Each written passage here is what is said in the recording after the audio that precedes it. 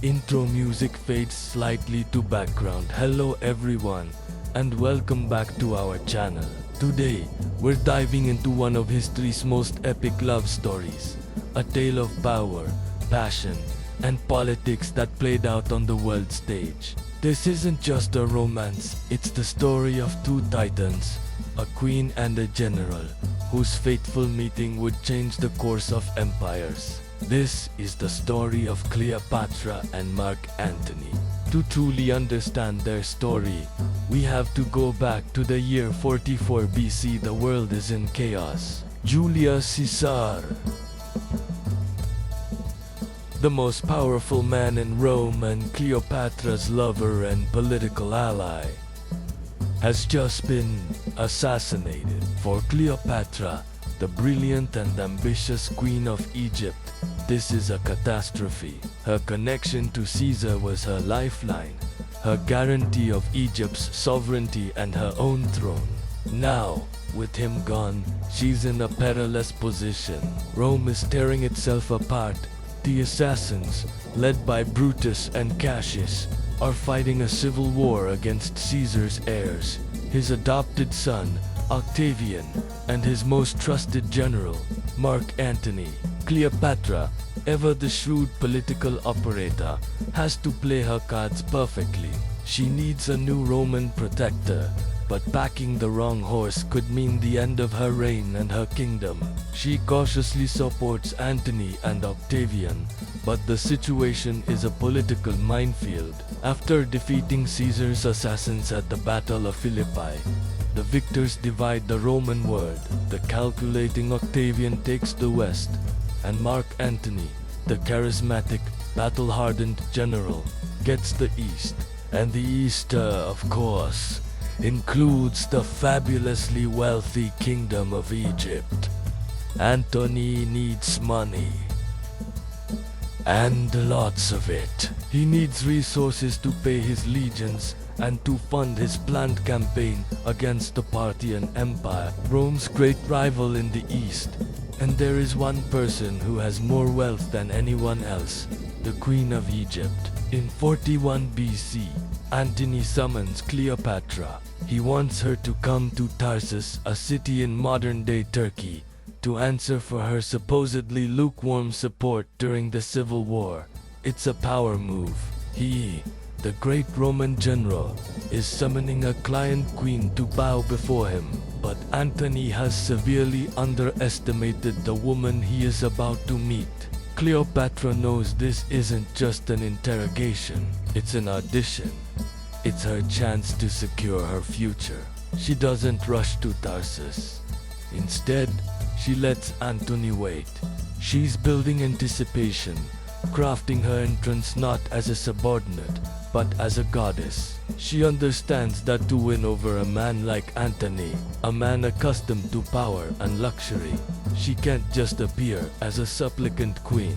She needs to create a spectacle he will never forget. And what a spectacle it is. Instead of marching into the city to Antony's headquarters, Cleopatra sails up the Kidnus River at sunset. She arrives on a magnificent barge, a floating palace. The sails are dyed a royal purple. The oars are made of silver, beating time to the music of flutes and harps. The deck is gilded in gold, and Cleopatra herself is the centerpiece of this breathtaking display. She is dressed as Venus, the Roman goddess of love, lounging under a golden canopy.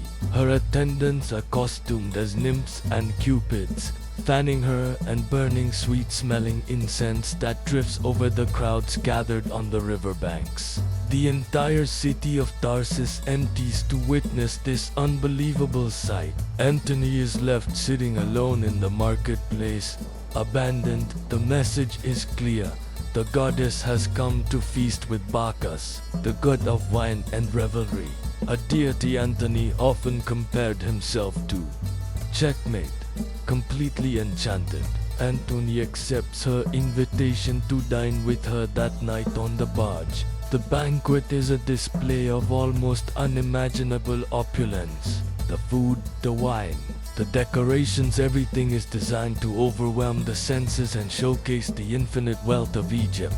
Cleopatra is not just seducing a man, she is demonstrating her power. She is showing Antony that she isn't just another foreign queen, she is his equal, and her kingdom's resources are the key to his ambitions. Over the course of several nights of feasting and conversation, Antony is utterly captivated. He is a soldier, a man of action, perhaps a bit rough around the edges. Cleopatra is his intellectual match and more.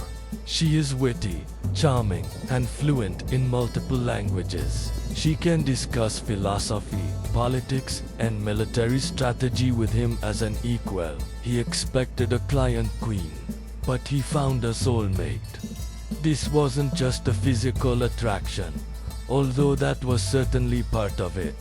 It was a meeting of minds. For Antony, Cleopatra represented a world of sophistication, ancient culture, and immense riches, a stark contrast to the backstabbing politics of Rome.